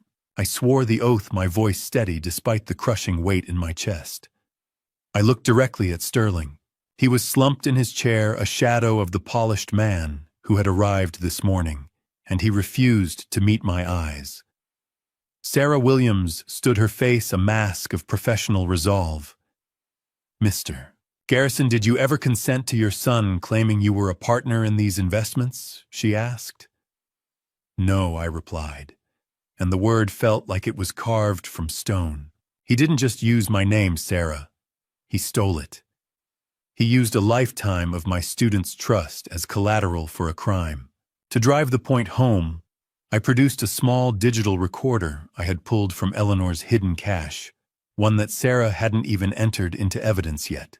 I pressed play, and the courtroom filled with Sterling's voice laughing as he told Gregory Walsh that I was too senile to notice the signature forgeries. The smell of old paper and heavy courtroom air seemed to thicken as the recording played. Sterling's shoulders began to tremble, and he finally dropped his head into his hands. Have you ever had to perform an autopsy on your own family? That's what it felt like. Each question was a scalpel peeling back the skin of our life to show the rot beneath. Sterling's defense lawyer attempted a brutal cross-examination, his voice dripping with feigned sympathy as he suggested I was merely a vengeful, grieving widower looking for a scapegoat. You are a teacher, Mr. Garrison. Do you not teach forgiveness? He challenged. I took a slow breath, the taste of salt from a single unintended tear hitting my lip. Forgiveness requires the truth first, counselor. My son hasn't even looked at the people he robbed yet. Character is revealed not in the words we say, but in how we treat the vulnerable. I looked at Sterling one last time, not as his father, as his judge. Honor means facing consequences, Sterling. I said, my voice carrying to every corner of the room. It doesn't mean hiding behind your father's shadow or your mother's grave. Sterling finally broke a low sob escaping him that was lost in the sudden murmur of the gallery. The tragedy of the moment was absolute, a final victory that felt like a burial. As I stepped down from the stand, my legs felt like lead, but my spirit was strangely light. The judge adjusted her glasses and looked at the U.S. attorney seated in the front row. Based on the testimony and the audio evidence presented today, she said, her voice like a hammer, I am referring this matter to the U.S. attorney for immediate criminal indictment. I am also ordering an immediate freeze on all assets mentioned in the new recordings. Sterling looked up as the judge mentioned the U.S. attorney. And for the first time in his life, the arrogant mask was gone, replaced by the sheer hollow terror of a man who realized the ground had finally disappeared. The 2-day wait for the jury was a different kind of silence than the funeral. It was the silence of a house where the fire had finally been put out, but only the ash remained. I spent those 48 hours in my study staring at the empty space where the boxes had once been, feeling the phantom weight of my wife's resolve pressing against my chest. When the call finally came, I drove to the courthouse with a hollow stomach. The silence of a jury returning is unlike any other. It's a pressurized vacuum that sucks the air out of the room, leaving you to drown in the rhythmic ticking of the wall clock until the foreperson clears their throat. I took my usual seat in courtroom 4B, the tactile sensation of the smooth, worn wood of the courtroom pew beneath my palms, providing a thin tether to reality. Sterling was already there, his face ashen and gray, his shoulders slumped, as if the very air in the room had become lead. As the jury filed in, I noticed a subtle professional betrayal. The moment the foreperson stood, Sterling's high-priced defense attorney leaned away, handed him a final invoice, and resigned on the spot right there in front of the judge. It was a cold signal that my son's retainers had finally run dry, and the legal vultures were already flapping away to find fresh meat. We fined for the plaintiffs in the total amount of $2.8 million. The foreperson read their voice, clear and clinical. A collective heavy intake of breath swept through the gallery. Behind me, I heard a ragged sob from Helen Parker. It's not just the money, Robert, she whispered through her tears when the judge paused for the record. He's finally been told no. Sterling didn't move. He stared at the defense table, his face a mask of gray stone, as the weight of the financial ruin was codified by the court. Have you ever seen a man realize he's no longer the architect of his own life? It's not the fear you expect. It's a sudden, terrifying stillness, like a bird realizing the sky has turned to glass. The judge adjusted her glasses, her voice cutting through the smell of floor wax and cedar wood. She formally recommended Sterling's permanent disbarment and confirmed that the U.S. attorney had issued a warrant for his arrest based on the criminal evidence I had provided. Mr. Garrison, you should expect a criminal sentence of 5 to 7 years. Take him into custody. The bailiffs moved in with a practiced, predatory speed. Click, click. The sound of those handcuffs will haunt the rest of my days. Sterling's wrists were snapped into the steel, the mechanical sound, marking the final period at the end of our family history. Dad. His voice was a small, high-pitched ghost of the boy who once asked for help with his homework, not a grown man who had systematically devoured his neighbors.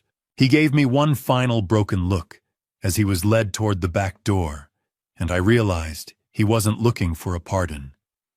He was looking for a person who no longer existed in his life. Just as the bailiffs lead him out, I noticed a man in a dark suit in the back of the room who wasn't press or law enforcement.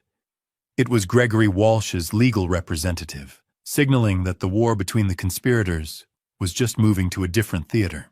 I remained seated in the empty gallery long after the lights were dimmed, my hand still gripping the wooden pew, realizing that while the monster was caged, the victims were still homeless, and I was the only one left with a roof I didn't deserve.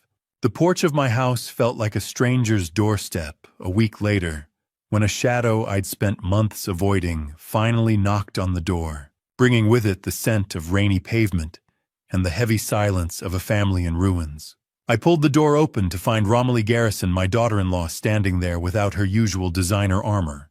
Her eyes were rimmed with red, and her shoulders slumped under the weight of a reality she could no longer ignore. The smell of damp wool and cold rain clung to her, a sharp contrast to the low, persistent hum of the refrigerator in the empty house behind me. I noticed her chipped nail polish, a tiny jarring sign of her total collapse. "I didn't know Thane," she whispered, as I led her into the kitchen. "I swear I didn't know he was capable of using your name like that." She broke down over a cup of tea I'd brewed more out of habit than hospitality.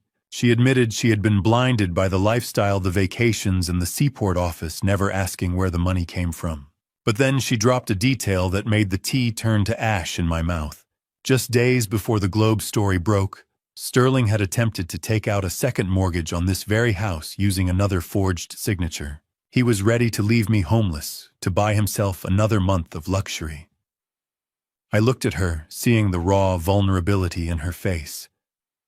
"I don't hate you, Romilly," I said quietly, "but Ellanar needs the truth, even if it's heavy." She told me the girl was struggling, asking why her father was in a bad place and why her grandpa didn't visit anymore. I realized then that while I had won the legal battle, the family landscape was a scorched earth of collateral damage.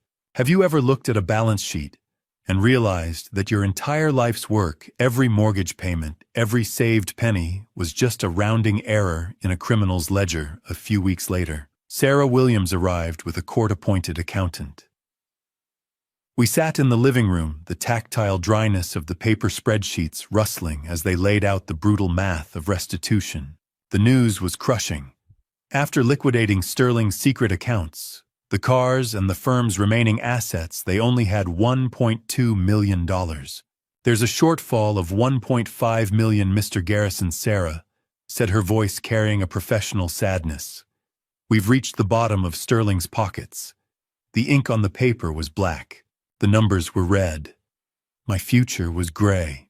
The $3.7 million total loss meant that people like Helen Parker and Thomas Warren would remain destitute despite the victory in courtroom 4B. "So they won the case, but they still lose their lives?"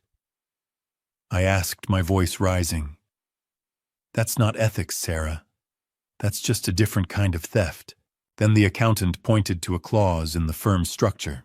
Because Sterling had used the Garrison name as a primary asset and forged my backing, the victim's lawyers were technically entitled to place a lien on my own house to cover the remaining debt.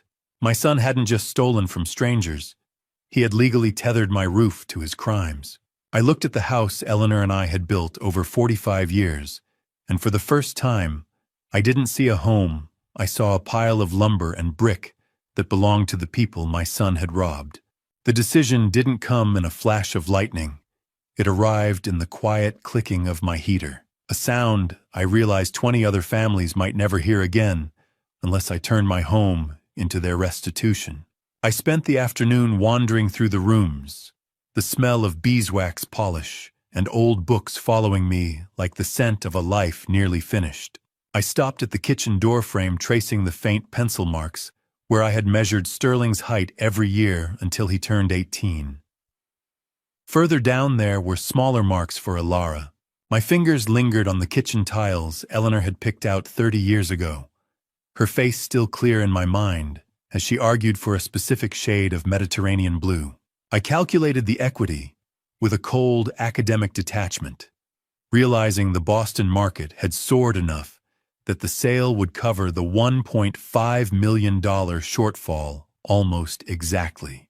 It's just wood and plaster.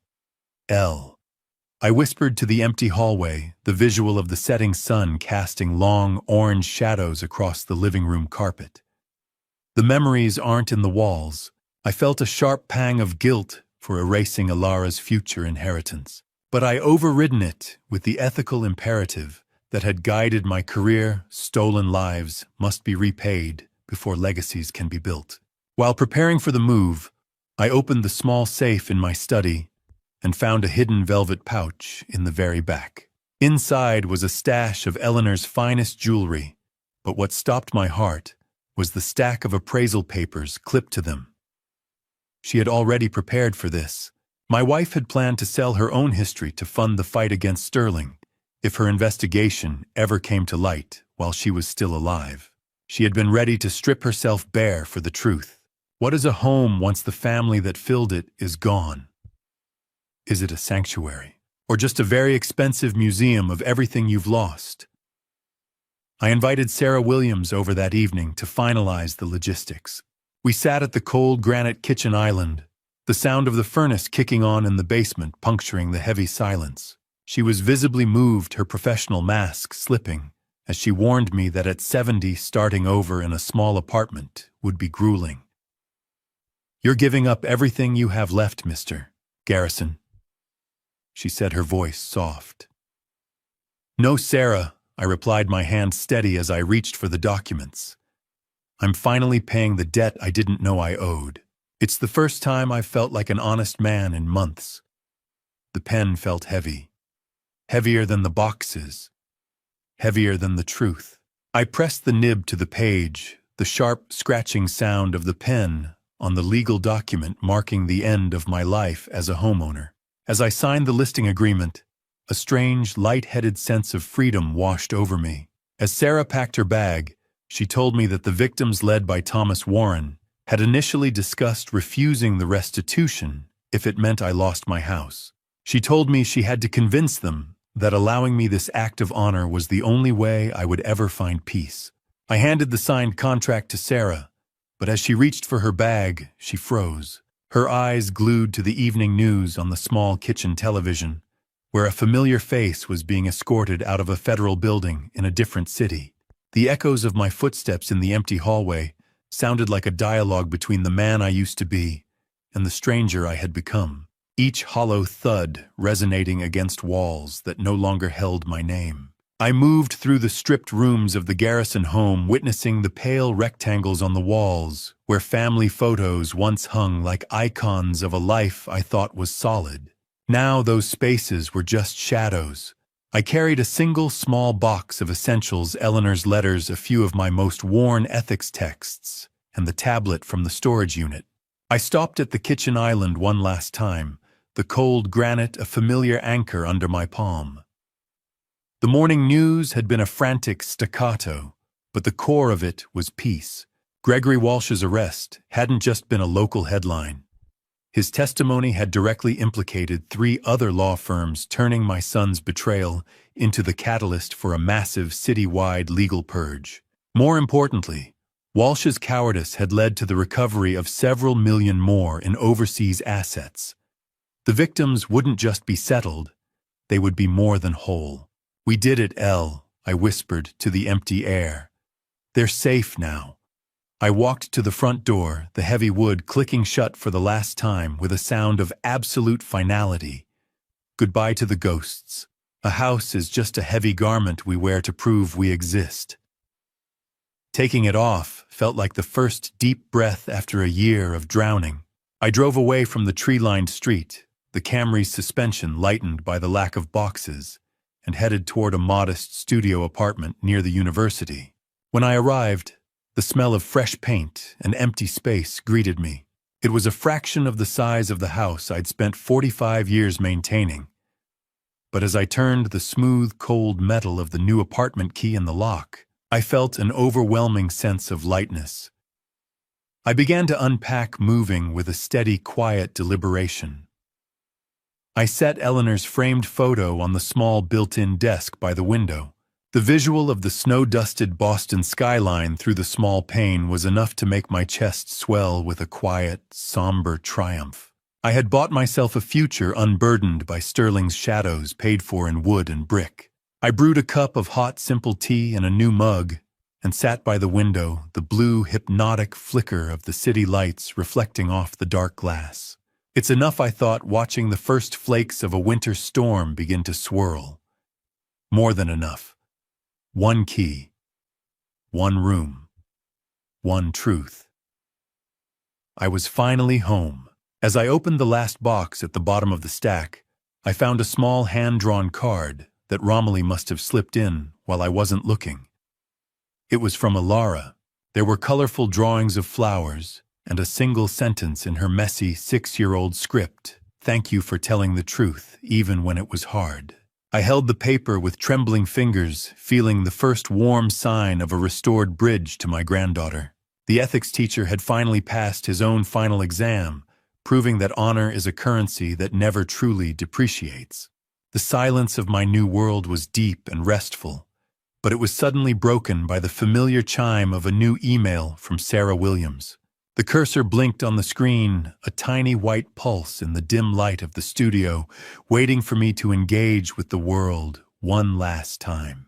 The knock was hesitant, 3 soft raps that barely carried over the whistle of the January wind against the studio's thin glass, sounding more like a question than a demand. I stood in the center of my new, cramped world, the smell of cheap apartment hallway cleaner clinging to the air. I had opened Sarah Williams's email only minutes before.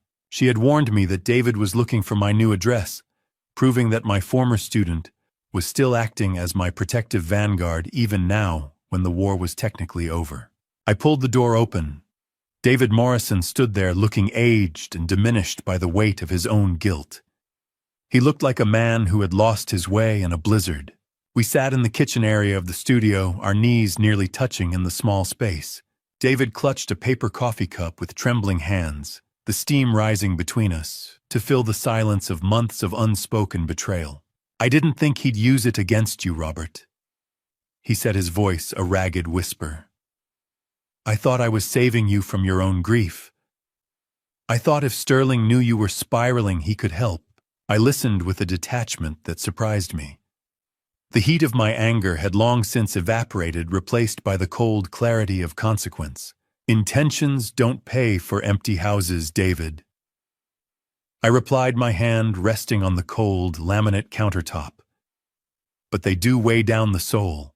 Is forgiveness a gift you give to the person who hurt you, or is it just the trash you take out, so your own house doesn't smell like rot?" I looked at my friend of 50 years and saw a stranger wearing a familiar face. David begged for forgiveness, offering to help me with my new living expenses, or even move back to his neighborhood so we could be near each other again. I gently refused. This studio and the sacrifice of the house were necessary for my own moral equilibrium. I couldn't live a lie in a mansion. "Can we ever go back to how it was?" David asked, his eyes wet. "We can go forward, David. But the landscape has changed. You'll find me here, but you won't find the man you used to know." He cried, then the sound thick and ugly in the quiet room. He cried. I didn't.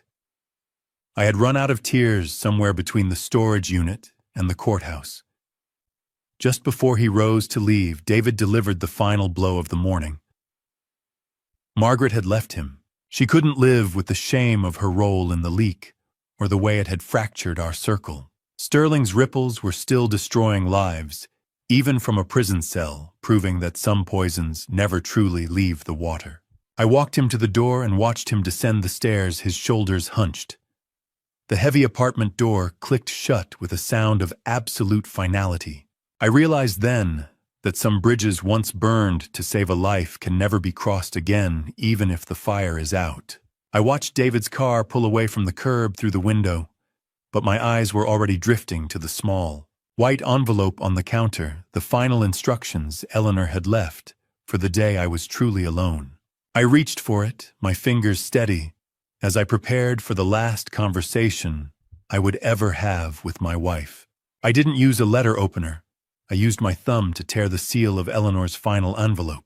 The sound of the paper parting, like the last cord connecting me to a life that had been systematically dismantled.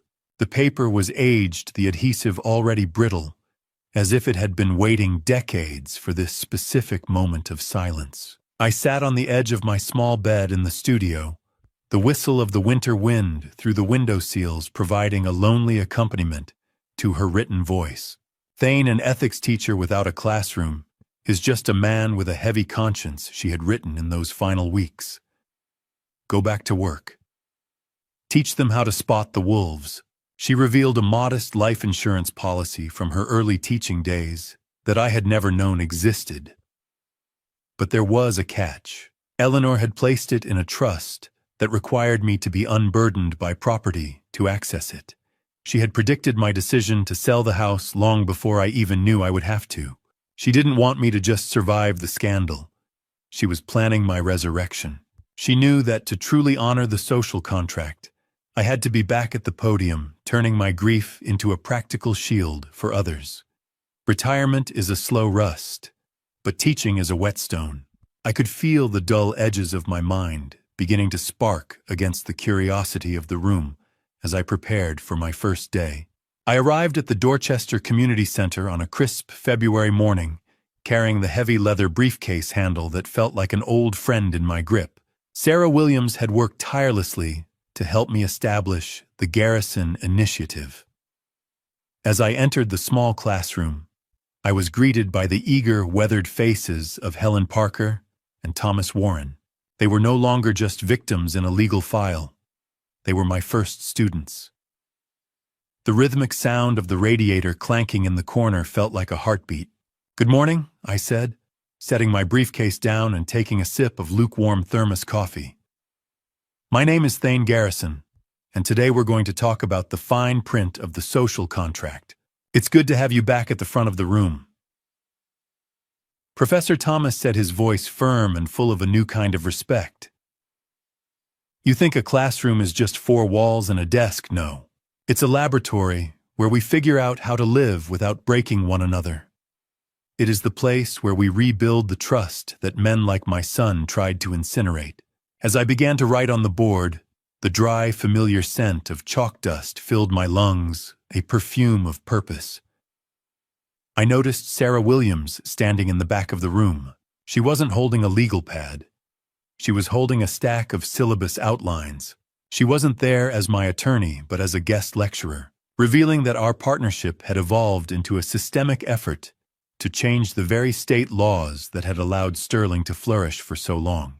We were no longer just reacting to a crime. We were building a fortress. I picked up a piece of white chalk, its dust coating my fingers like the memories of 40 years, and I realized that while Sterling was behind bars, I was the one who had finally been set free. I was no longer the father of a thief or the widower of a ghost. I was a teacher again. The community center hallway was a tunnel of flickering fluorescent light and silence until a small, familiar shadow detached itself from the vending machine alcove and called my name in a voice that trembled with more than just the winter cold. I froze my keys mid-turn in the classroom lock. Ellanar, my 10-year-old granddaughter, with Ellanar's inquisitive eyes and a jawline that suggested she was already tired of being lied to, stood there clutching her backpack like a shield. The smell of damp wool and cold winter air clung to her coat, and her hands were red-chapped from the biting wind outside. She explained through chattering teeth that she had taken 2 buses and walked 6 blocks to find me because her mother, Romilly, had been crying for days and wouldn't tell her why I was the bad guy in the news. I brought her into the warm classroom, the heater's metallic rattle the only sound in the empty building. A fierce protectiveness overrode my exhaustion. "Grandpa, they said you put Daddy in a cage," she whispered, her eyes filling with tears. "They said you took our house." I knelt beside her, rubbing her cold hands. "Sweetheart, houses are just boxes." I took the lies away so we could breathe again. She looked at me for a long moment, then revealed that Sterling had been visiting her secretly before his arrest, telling her I was confused and that she shouldn't trust my stories. He had been trying to poison the next generation before the law could catch him. She was so small, so fragile, and yet she had carried the heaviest secret in the city in a sparkly pink backpack. Ellanar reached into her bag and pulled out a crinkled violet-colored envelope. She explained it was taped behind a loose baseboard in her old playroom where she and Ellanar used to hide treasure. "Grandma said if I found this, it meant the game was over and we were safe," she said, her voice gaining a tiny bit of strength. I recognized Ellanar's handwriting immediately.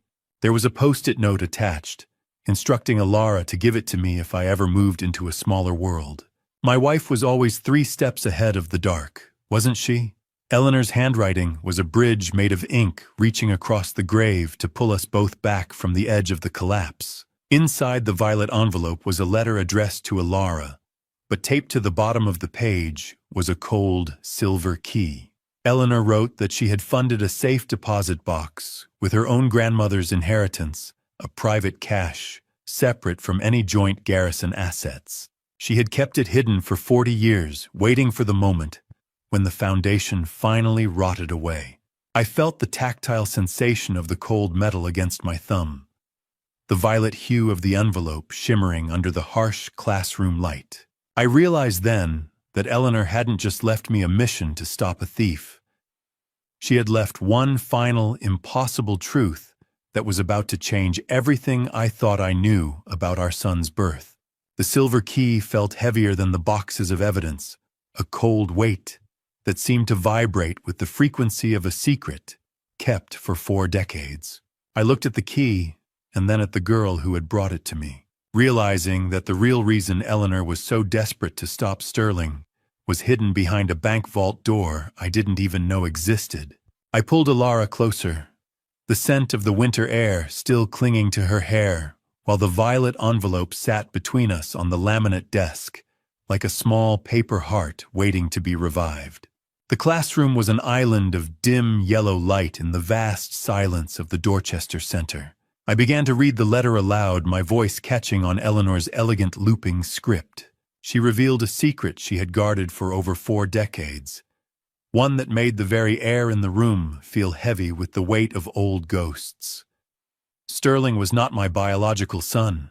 During our brief, intense separation early in our marriage, Ellanar had a short encounter with a man I never knew existed. She chose me to be the father because of what she called my inherent goodness. "I chose your grandfather not because of a bloodline, Ellanar, but because of his soul," she wrote. "I wanted Sterling to grow in the light of an honest man." The revelation was an existential shock, a sudden shifting of the earth beneath my feet. But the letter went deeper. The man who had fathered Sterling was a person Ellanar had investigated in her youth for high-level financial misconduct. She had spent 40 years searching Sterling's face for the rot of a generational echo, a dark strain she feared was inevitable. "Thane, if you are reading this, forgive me for the silence," her words pleaded from the crinkled page. "I thought my love could drown out the ghost of a man you never knew. Can a secret be a kindness? Or is it just a debt we leave for the people we love to pay after we're gone?" I didn't feel betrayed. I felt seen. She had spent 40 years protecting my image of our life, even while she was bracing for the collapse she feared was written in Sterling's marrow. Ellanar gripped my hand, her small fingers warm against my palm. Grandpa, am I going to be like him? She asked, her voice a fragile thread. I looked at her, realizing she had been carrying the unspoken terror of her father's bad blood. Look at me, Ellanar. You have her heart, and you have my name. The rest of the world, that's just noise. You are your own beginning. I used the final pages of the letter addressed directly to her to explain that biology is just a map, not a destination. Ellanar had ensured this by leaving the silver key in our possession.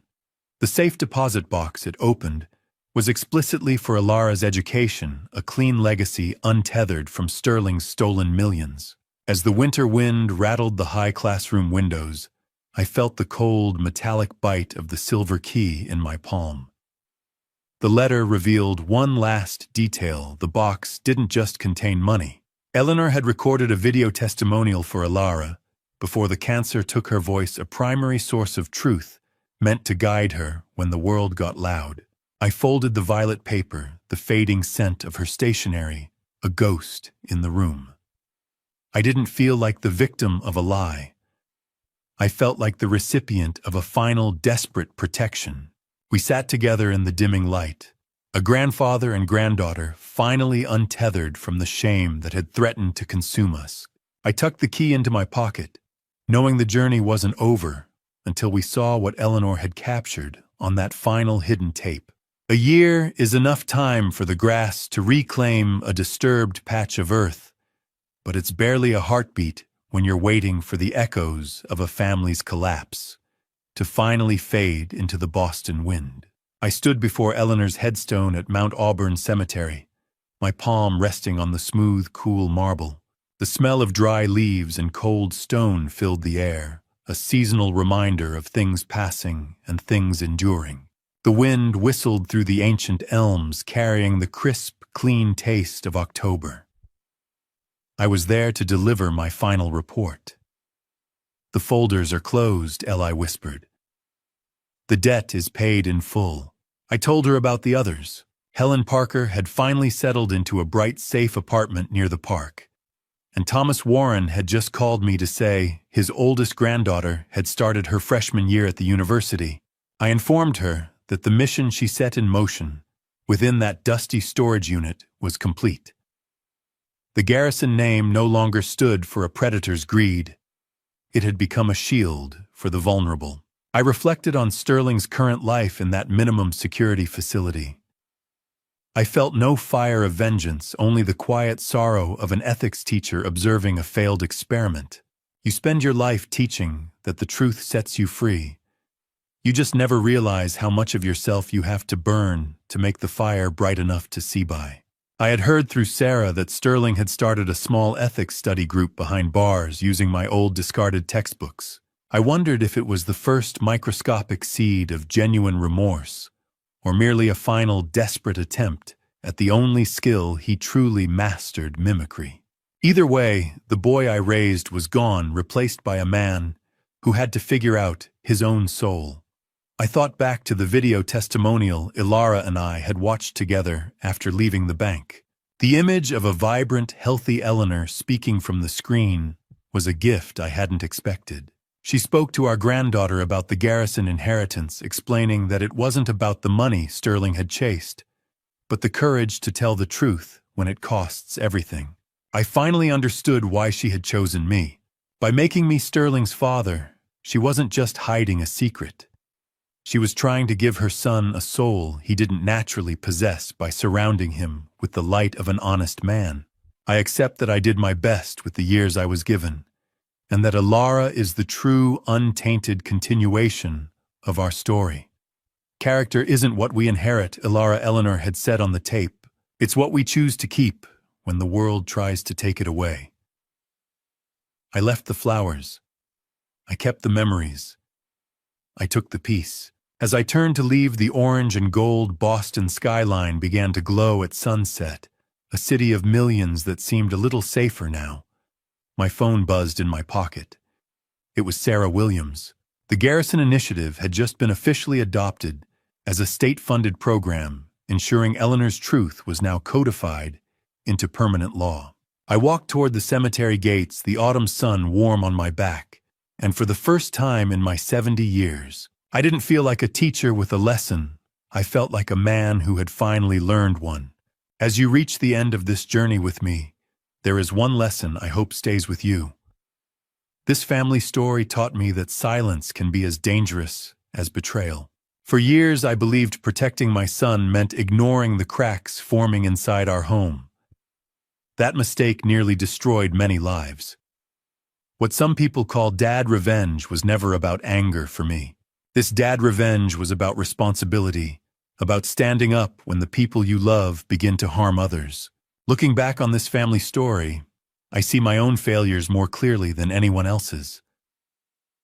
I spent 40 years teaching ethics, yet I still hesitated when it mattered most. If there is advice I can give you from this family story, it is simple. Never protect wrongdoing just because it shares your last name. Do not repeat my mistake. Ask hard questions. Watch actions more carefully than promises. And remember that even painful choices can lead to healing when guided by conscience and faith. In my darkest moment, I believed that God allowed me to see the damage not so I could punish my son, but so I could protect those he hurt. What many viewers call dad revenge was simply the moment a father chose integrity over fear. If this story made you think, share your perspective below. I would genuinely like to know, what would you have done in my place? If you feel this message could help someone else, consider sharing it and subscribing so we can continue reflecting on stories like this together. Thank you for staying with me until the very end.